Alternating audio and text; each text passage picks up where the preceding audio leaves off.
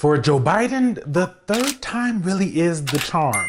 After running for president in 1988, change the attitudes of Americans about what their responsibilities are to the poor. 2008, you've heard this trite phrase, Democrats or Republicans. Hell, some of you guys are still stupid enough to be Republicans. It is a joke. It is not a gaffe. And 2020. In January, he will be sworn in as the most powerful man in the world.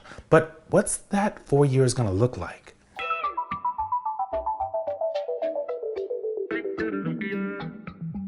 The first 100 days of a presidency have been an important benchmark since FDR, and modern candidates say what they're going to do in their first 100 days to show what their priorities are, what they think and want to really get done.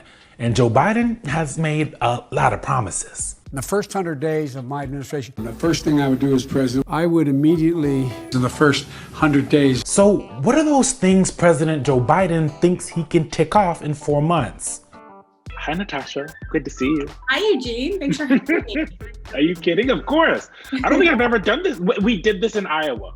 That's right. We did this. I was just in the before times. In the before times. Natasha Korecki has been covering Biden since the very beginning. He lives in her head rent-free, so who better to explain those priorities?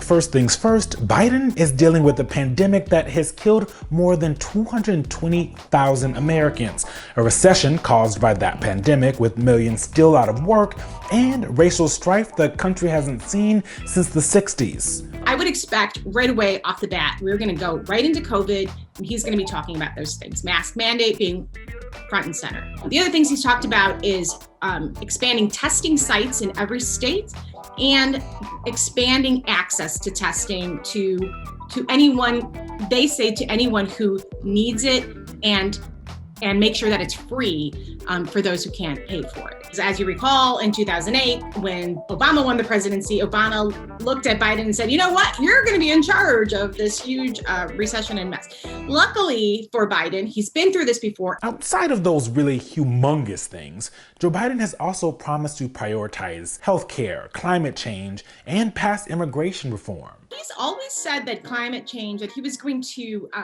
do something right away, actually on his first day, that he was going to sign executive orders. He has kind of stuck with this promising to achieve 100% clean energy economy and reaching net zero emissions no later than 2050. He's going to try to recommit to the Paris Climate Accord. Healthcare, of course, was such a huge issue. It dominated the Democratic primary. He refused to go as far left as Medicare for All, but he has pushed this public option. He's called it Biden Care.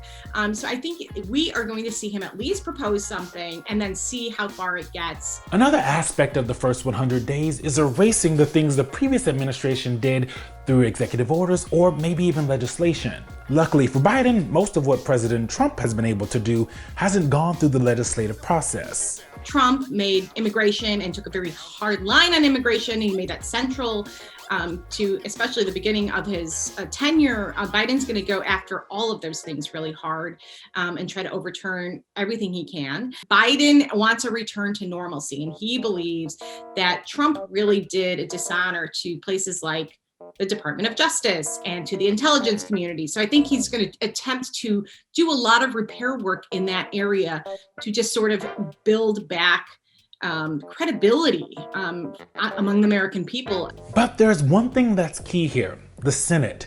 FDR was able to get so much done in that first 100 days because Congress was basically just rubber stamping things along the way. It's not clear who's going to hold the Senate yet, but what happens if Mitch McConnell is still in charge? I think you can expect it to be less acrimonious. And I say that because Biden is such a creature of the Senate. We might see some areas of cooperation and coordination that maybe we weren't seeing in the past. On the other hand, I do think that there is going to be more of this strife on the left, and everyone kind of like jockeying that if it's something that Biden is trying to give to the left, I don't think McConnell's going to come over on a lot of those things. But what happens if he's not able to get these things done. He has really branded himself as the great, I'm moderate. I'm going to come to the middle. I'm a president to everyone. How many times have we heard that? So he really needs to get some of this stuff done and find ways to finesse it. He also has to run this risk of not appearing as a lame duck immediately, even though he's not firmly announced that he's only going to run for one term.